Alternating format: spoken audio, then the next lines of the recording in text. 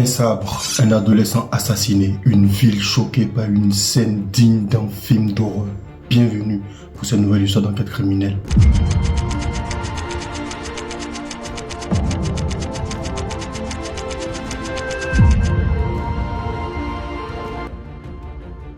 « 30 avril 2024, nous sommes dans l'est de Londres quand une camionnette à vive allure percute violemment un piéton.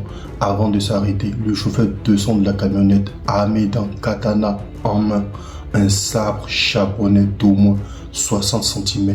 Il s'apprête à terrifier tous les habitants de Hainault. Il est 6h45, le standard de la police ne cesse de résonner au bout du fil. Une voix terrifiante, tremblante, demandant aux policiers de se rendre très rapidement dans une rue d'un quartier résidentiel de Hainault parce qu'ils viennent d'assister à une scène violente. Un conducteur d'une camionnette vient de volontairement percuter un piéton avant de le prendre en chasse avec un sabre japonais. Va falloir se dépêcher. Les sirènes enclenchées rapidement, des patrouilles de police arrivent sur le lieu et sont confrontés à cet individu qui ne recule devant rien. Mais bien avant que les policiers n'arrivent sur le lieu, il s'est passé beaucoup de choses trop tard. L'homme en question s'apprend au passant, blessant au cou l'agent de sécurité qui l'a percuté avec sa camionnette avant de prendre la fuite.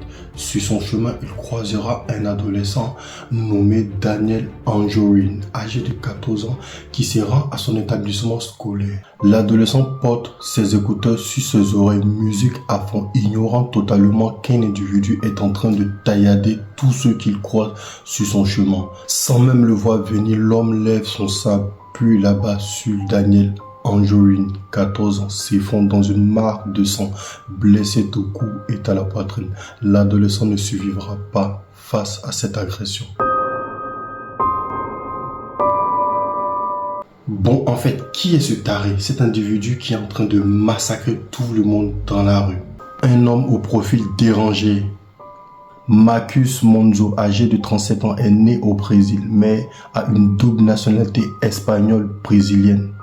Il vit à Londres, ancien livreur d'Amazon qui pratiquait du jiu-jitsu brésilien, et il s'identifie comme étant un homme mystique. Enfin bref, Marcus Monzo est un profil dérangé, comme je vous l'avais dit, un grand consommateur de stupéfiants et de champignons hallucinogènes. Paraît-il que avant de s'attaquer aux gens, il avait consommé de l'ayahuasca. D'après Marcus Monzo, avant de passer à l'attaque, il croit avoir entendu des voix dans sa tête lui demandant de tuer son chat. Croyant que l'animal lui pompait son énergie vitale, il va donc le tuer, l'écorcher, puis le désosser avant de passer à l'attaque. 30 avril 2024, la police arrive sur les lieux et le prend en chasse. Le raid va durer plus de 20 minutes dans laquelle Monzo va s'en prendre aux policiers. Il déchaîne une très grande violence. L'agent Yasmine Mechem, frappé à 3 reprises avec son sabre, elle sera blessée au crâne alors qu'elle tentait de le maîtriser. L'inspecteur Campbell sera blessé à la main. Malgré toutes ces violences, les policiers ne lâcheront rien. Il faudra impérativement arrêter Marcus Monzo pour éviter un bain de sang. Alors il sera tasé à l'aide d'un pistolet paralysant puis arrêté. En juin 2025 s'ouvre le procès de Marcus Monzo, accusé de meurtre et de 3 tentatives de meurtre. Il plaidera la folie. Mais il n'a pas tort. Comment échapper à la justice après avoir désossé ton chat et violemment agressé, tué un adolescent de 14 ans et s'en prendre aux autorités publiques de l'État? Ça ne marchera pas. Les jurés le reconnaissent coupable et responsable de ces actes pénalement, et ces agressions ont été dues à la prise de stupéfiants plutôt qu'à un problème de santé mentale.